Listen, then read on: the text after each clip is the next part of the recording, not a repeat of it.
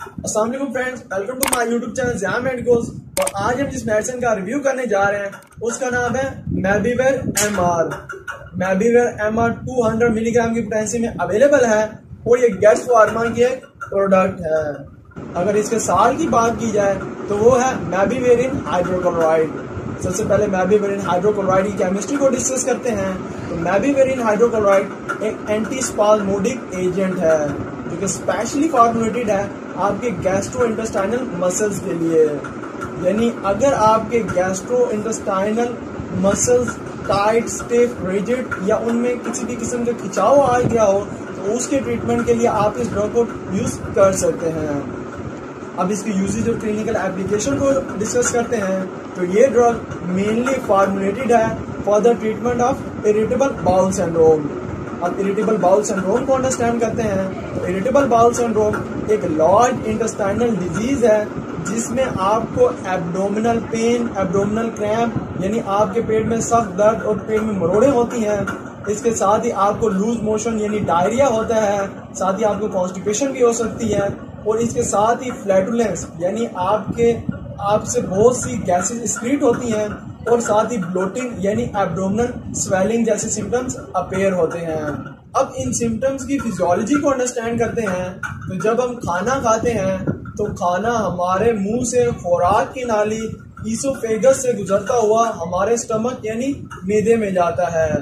मैदे में कुछ देर के लिए रुकता है जहां डिफरेंट एंजाइम उस पर एक्ट करते हैं और उसकी डाइजेशन करते हैं। वहां से आपका फूड स्मॉल इंटेस्टाइन यानी छोटी आंत में जाता है और छोटी आंत के 3 पोर्शन होते हैं, ड्यूडेनम, जीजनम और इलियम। मगर इनका ओवरऑल बेसिकली फंक्शन ये होता है कि ये आपके उस कम्प्लेक्स फूड को सिंपल फूड और सिंपल पीसेस में ब्रेक करके कन्वर्ट कर रहे होते हैं और इस फूड में मौजूद जो न्यूट्रिशन, विटामिन्स और मिनरल्स होते हैं उनको एब्जॉर्ब करके आपके ब्लड में ऐड कर रहे होते हैं। उसके बाद खाना स्मॉल इंटेस्टाइन से आपकी लार्ज इंटेस्टाइन में जाता है और ये मूवमेंट जिसमें खाना मुंह से एसोफेगस से गुजरता हुआ स्टमक में जाता है, स्टमक से स्मॉल इंटेस्टाइन और स्मॉल इंटेस्टाइन से लार्ज इंटेस्टाइन में जाता है, इस मूवमेंट को पेरिस्टाल्सिस कहते हैं। पेरिस्टाल्सिस मूवमेंट एक कॉन्ट्रैक्शन और रिलैक्सेशन मूवमेंट है और ये एक वेव की फॉर्म में होती है। इसके साथ ही आपको दिन में 1 या 2 मरतबा एक मैस कॉन्ट्रैक्शन होती है जिसमें आपकी लार्ज इंटेस्टाइन जोर से कॉन्ट्रैक्ट करती है जिससे आपका फीसिस, आपका स्टूल बाहर एक्सक्रीट होता है, जिसे आम ज़बान में पखाना कहते हैं। अब लार्ज इंटेस्टाइन की मूवमेंट स्मॉल इंटेस्टाइन से स्लो होती है और ये मूवमेंट एक्चुअली रेगुलेट हो रही होती है इंटेरिक सिस्टम से और ये enteric system autonomic nervous system से रेगुलेट होता है। तो इसका मतलब ये है कि आपका ब्रेन एक्चुअली कंट्रोल कर रहा होता है इंटेस्टाइनल कॉन्ट्रैक्टेड मूवमेंट को। ये तो है नॉर्मल फिजियोलॉजी, लेकिन इरिटेबल बाउल सिंड्रोम में ये हो रहा होता है कि ये जो लार्ज इंटेस्टाइन की कंट्रैक्शन और रिलैक्सेशन है वो इतनी इरेगुलर और बेतरतीब हो जाती है कि या तो वो इतनी तेजी से कंट्रैक्ट करती है कि आपका फूड जल्दी से नीचे चला जाता है और जब वो जल्दी से नीचे चला जाता है तो उसमें मौजूद न्यूट्रिशन, विटामिन, मिनरल्स और स्पेशली जो वाटर है वो एब्जॉर्ब नहीं होता और आपकी खुराक पतली रह जाती है और आपको पतले पतले पेशाब आते हैं और बार बार आते हैं और इसी कंडीशन को हम डायरिया कहते हैं।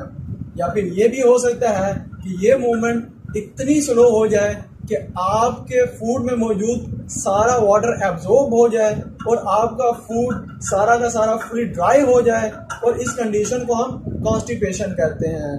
तो इरिटेबल बाउल सिंड्रोम में आपको डायरिया भी हो सकता है, आपको कॉन्स्टिपेशन भी हो सकती है और इवन दोनों भी हो सकते हैं और इसी वजह से आपका पेट स्वेल हो जाता है और डिफरेंट गैसेस अकुमुलेट और फिल होती रहती हैं और फिर एक्सक्रीट होती हैं और इस कंडीशन को हम ब्लोटिंग कहते हैं। इसके साथ ही खाने का प्रॉपर डाइजेस्ट ना होना और खाना खाने के फौरन बाद टॉयलेट का आ जाना, क्योंकि हमारी बॉडी में एक रिफ्लेक्स होता है जिसे गैस्ट्रोकोलिक रिफ्लेक्स कहते हैं।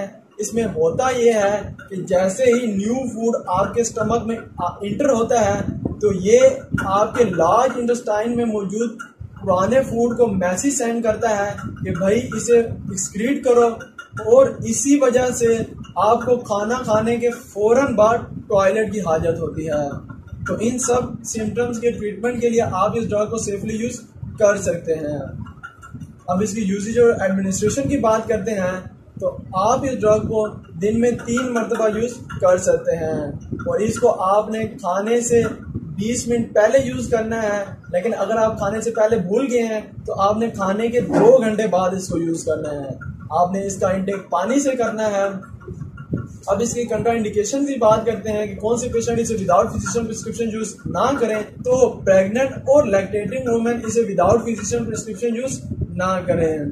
लास्ट में मैं आपको पर्सनल सजेशन दूंगा कि आप इसको नेचुरली कैसे ट्रीट कर सकते हैं।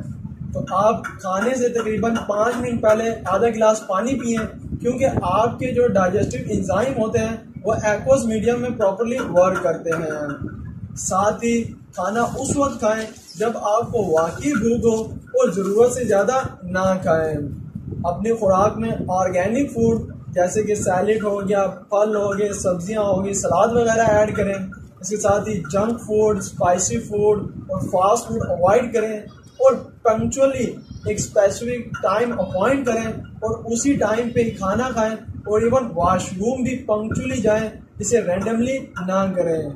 इसके साथ ही स्मोकिंग वगैरह से अवॉइड करें और सबसे इम्पोर्टेंटली एक स्ट्रेस फ्री लाइफ गुजारें, क्योंकि एंजाइटी, डिप्रेशन और नर्वस प्रॉब्लम वाले जो पेशेंट होते हैं उसमें इरिटेबल बाउल सिंड्रोम के चांसेस बहुत ज़्यादा होते हैं। अगर लास्ट में इसकी क्लिनिकल एप्लीकेशन को कंक्लूड किया जाए तो आप इस ड्रग को पेट में दर्द, आंतों में दर्द, पेट में मरोड़, पेट में गैस, पेट में खिंचाव, बदहजमी, डायरिया और कॉन्स्टिपेशन के लिए सेफली यूज कर सकते हैं। अगर आपको मेरी ये वीडियो अच्छी लगी हो तो मेरी इस एफर्ट को अप्रिशिएट ज़रूर कीजिएगा। अपना और मेरे इस यूट्यूब चैनल का ज़रूर ख्याल रखिएगा। अल्लाह हाफिज़।